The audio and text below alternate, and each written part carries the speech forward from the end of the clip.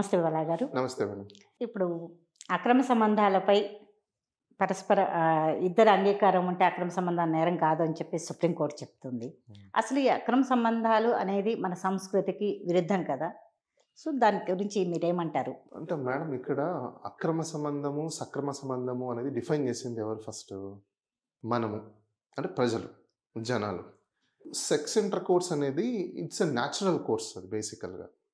ఎప్పుడైతే రెస్ట్రిక్షన్స్ అనేది మనం తీసుకొచ్చామో దానికి కొన్ని పేర్లు పెట్టుకోవడం అనేది జరిగింది. మీకు హరప్ప కాన్సెప్ట్ లేకపోతే పూర్వం మనకు హిల్లర్ స్టేషన్స్‌లో మనం ఎక్కువ ఉండేవాళ్ళం హ్యూమన్ డెవలప్‌మెంట్ జరిగేటప్పుడు. ఈ హ్యూమన్ డెవలప్‌మెంట్ ఎప్పుడైతే జరుగుతూ వచ్చిందో ప్రతి చోట ఒక డెవలప్‌మెంట్ సెగ్మెంట్స్‌లో మనం కొన్ని బ్యారియర్స్ అనేది సెట్ చేసుకుంటూ వచ్చాం సొసైటీలో. అంటే ప్రతిదీ ఫ్రీ ఉన్న మూమెంట్ నుంచి బేస్డ్ ఆన్ సర్కమ్‌స్టాన్సెస్‌ని బేస్ చేసుకొని రిస్ట్రిక్షన్స్ అనేది క్రియేట్ చేసుకుంటూ వచ్చాం. ఆ రిస్ట్రిక్షన్స్ ఎంతవరకు అనేది ఈజ్ ఎ క్వశ్చన్. రిస్ట్రిక్షన్స్ ఇద్దరికి నచ్చేంత వరకు రిస్ట్రిక్షన్స్ అయితే అది రీజనబుల్ రిస్ట్రిక్షన్స్ సెట్ అవుతుంది. అది ఏ ఒక్కరికి నచ్చకపోయినా అది రిస్ట్రిక్షన్స్ ఏమైపోతుంది, డ్యామేజ్ కిందకి మారిపోతుంది. సో సొసైటీ కూడా ఏమైపోయిందంటే ఒకానొక స్టేజ్లో ఎక్స్టెంట్లోకి వెళ్ళిపోయేసి రిస్ట్రిక్షన్స్ అనేది అదే మన సాంప్రదాయం అని పేరు పెట్టాం. పాశ్చాత్య నాగరికతని చూసి అలవాటు చేసుకొని ఇలాంటివి పెరుగుతున్నాయి అని వింటున్నాము.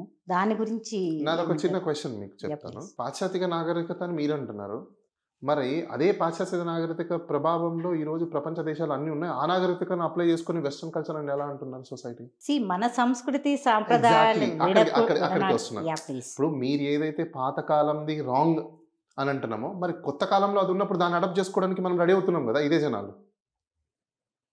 మీరు వెస్ట్రన్ కంట్రీకి వెళ్తున్నారు, యూఎస్ అంటారు, యూకే అంటున్నారు, ఆస్ట్రేలియా అంటున్నారు, న్యూజిలాండ్ అంటున్నారు, అక్కడ కల్చర్ అంటున్నారు, పబ్ అంటున్నారు, డిస్కోటెక్ అంటున్నారు, డేటింగ్ అంటున్నారు, లేకపోతే లివింగ్ టుగెదర్ అంటున్నారు, రకరకాల పేర్లు పెడుతున్నారు కదా. ఇప్పుడు కొత్తగా సిచ్యువేషన్షిప్స్ అంటున్నారు. ఇట్స్ ఆల్ అంటే ఒకటి ఇక్కడ ఏమైపోయిందంటే this is all psychology and anthropology related issues. కొన్ని ఇష్యూస్ వరకు తీసుకున్నప్పుడేమో మనము ఎక్సో వైయో జెడ్ అని చెప్పుకుంటాం. ఇప్పుడు మీరు ఎగ్జాంపుల్ మీరు అడిగిన క్వశ్చన్కి మనం సాంప్రదాయాలు ఎప్పుడో పూర్వము మరి దాని గురించి చూసుకుని మనం మార్పులు చెందాం. ఓకే, మరి పూర్వం ఉన్నట్టే ఇప్పుడు మన వెస్ట్రన్ కల్చర్లో కూడా ఉంది. మన వెస్ట్రన్ కల్చర్లో మనం కూడా వెళ్తున్నాంగా. మరి అది తప్పు కానీ ఇది ఎందుకు తప్పైంది? అంటే కొన్ని మంచి చెడులు మెరిట్స్ డిమెరిట్స్ ఈ మెరిట్స్ డిమెరిట్స్ అనేది ఎవరు డిసైడ్ చేసుకున్నారు? మనం డిసైడ్ చేసుకున్నాం. దేనికోసం డిసైడ్ చేసుకున్నాం? మన కన్వీనియన్స్ కోసం డిసైడ్ చేసుకున్నాం. సో అవన్నీ బేస్ చేసుకొని సుప్రీంకోర్టు ఏం చెప్పింది అంటే ఇద్దరు కన్సెంట్ ఉండి సెక్సువల్ ఇంటర్ కోర్స్ వేరు, బైగమి వేరు. బైగమి అనే సబ్జెక్ట్ టోటలీ డిఫరెంట్ సబ్జెక్ట్.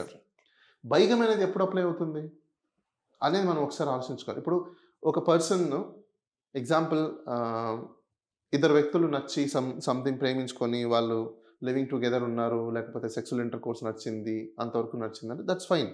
కానీ బైగమి అనేది ఎక్కడ వస్తుంది, బైగమి ఎప్పుడు ఉంటుంది అనేది మనం ఒకసారి ఆలోచించుకోవాలి. ఎందుకంటే మ్యారేజ్ అయిన తర్వాత ఇల్లీగల్ అఫేర్, ప్రతి ఇల్లీగల్ అఫేర్ని మనం ఇల్లీగల్ అఫేర్ అని ఎవరు అంటున్నారు? ఎందుకు ఇల్లీగల్ అఫేర్ అని అంటే దాన్ని అడాప్ట్ చేసుకోలేని వాళ్ళు, అది కుటుంబ వ్యవస్థకి విలువలకి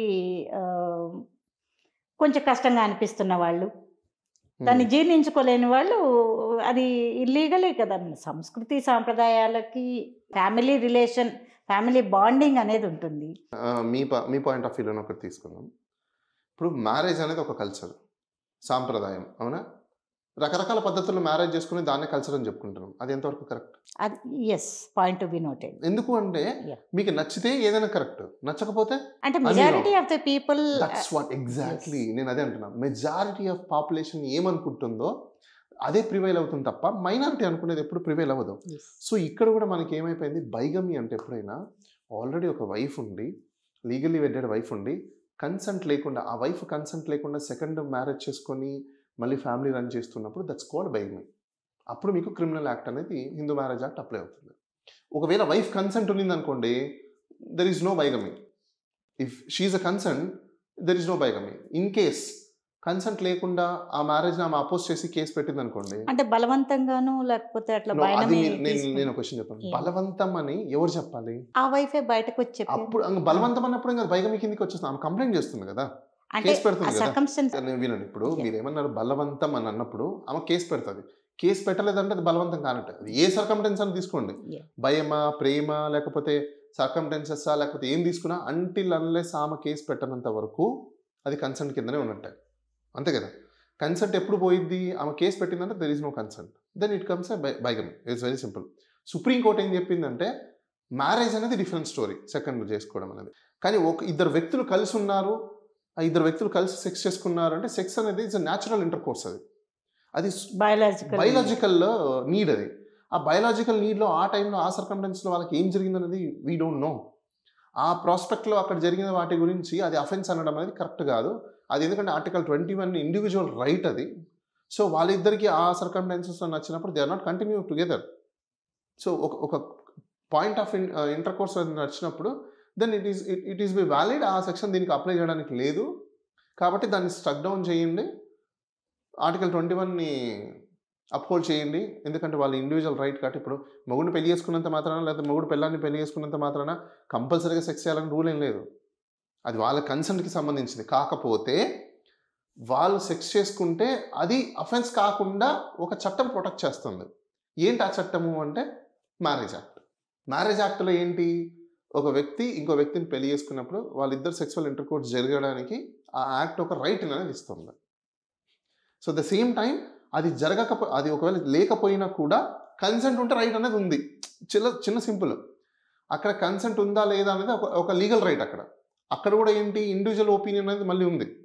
ఆమెకు నచ్చిన యాక్సెప్ట్ చేయొచ్చు, యాక్సెప్ట్ చేయకపోవచ్చు, రకరకాల పద్ధతులు ఉన్నాయి. ఇవన్నీ it's very big psychological aspect issues ఇవి. సో సుప్రీంకోర్టు ఏం చెప్పింది అంటే ఇద్దరు వ్యక్తులు కన్సెన్చువల్ ఇంటర్ కోర్స్ ఉంది అని చెప్పేసి అని దాన్ని బైగమీ కింద కన్వర్ట్ చేయడానికి లేదు, లేకపోతే వాళ్ళ మీద క్రిమినల్ అఫెన్స్ పెట్టడానికి లేదు. ఇట్ ఈస్ ఇండివిజువల్ రైట్ కాబట్టి వాళ్ళ ఇష్టం ఉంటే కనుక డెఫినెట్లీ వాళ్ళు సెక్సువల్ ఇంటర్ కోర్స్ చేసుకోవచ్చు అని చెప్పేసి అని సుప్రీంకోర్టు చెప్పడం జరిగింది.